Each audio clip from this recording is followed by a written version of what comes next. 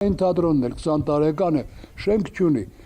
Ես բոլոր նախագահներին, բոլոր քաղաքապետերին դիմել եմ, գլխավոր ճարտարապետին, Հայաստանում թատերական շենք ոչ մի անգամ չի կառուցվել։ Թատրոնը շատ մեծ վիթխարի դեր ունի խաղալու մեր հասարակության կյանքում։ Վիթխարի դեր ունի խաղալու պետականությունը կառուցելու գործում, վիթխարի դեր ունի խաղալու մատաղ սերունդին եւ ոչ միայն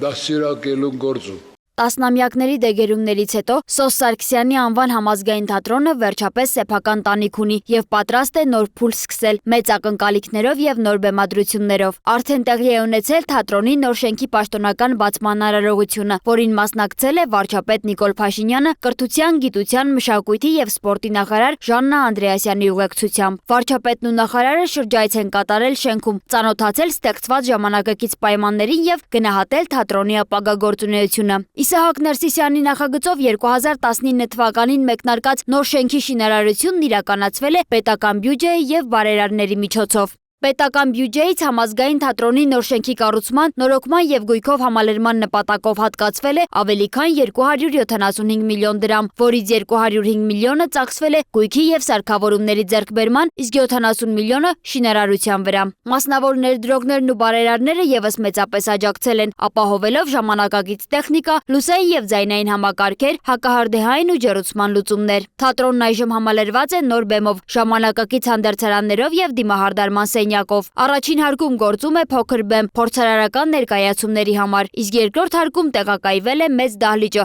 ավելի քան 230 հանդիսականի համար, ինչը հնարավորություն է տալիս կազմակերպելու ինչպես պրեմիերաներ, այնպես էլ մշակութային տարբեր միջոցառումներ։ Նոր շենքի բացումը նշանավորվել է Մորիս Մետերլինկի Սուրբ Անտոնիոսի հրաշագործությունը ներկայացման առաջնախաղով։ Գեղարվեստական ղեկավար Նարինե Գրիգորյանի խոսքով ներկայացումը խորհրդանշական է։ Այն թատրոնի մասին պատմող ներկայացում է, որը միաժամանակ ցույց է տալիս թատրոնի ստեղծագործական հնարավորություններն ու նոր նախադրյալները։ Այն ինչ այսօր կատարվում է իսկապես հրաշք է եւ մեզ համար իսկապես շատ հուզիչ է։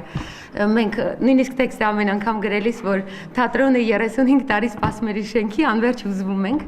եւ ինչպես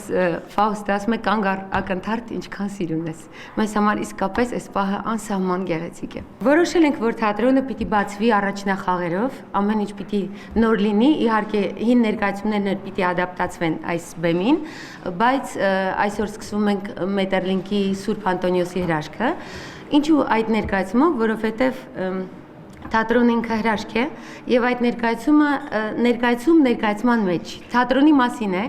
եւ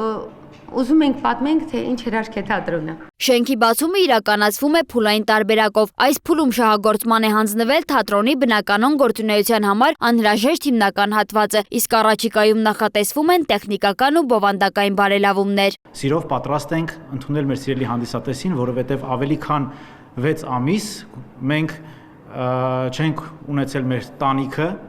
եւ շրջագայել ենք Հայաստանի եւ տարածքում եւ դուրս։ Մենք ունեցել ենք բազմաթիվ մարզային ծրագրեր այս ընթացքում, ինչպես նաեւ մասնակցել ենք բազմաթիվ միջազգային եւ հանրապետական փառատոների։ Ավելի քան 20,000 հանդիսատես ենք ունեցել մարզերում, որը կարելի ասել ինչ որ չափով ռեկորդային է մեկ կիսամյակի համար, այսպես ասած։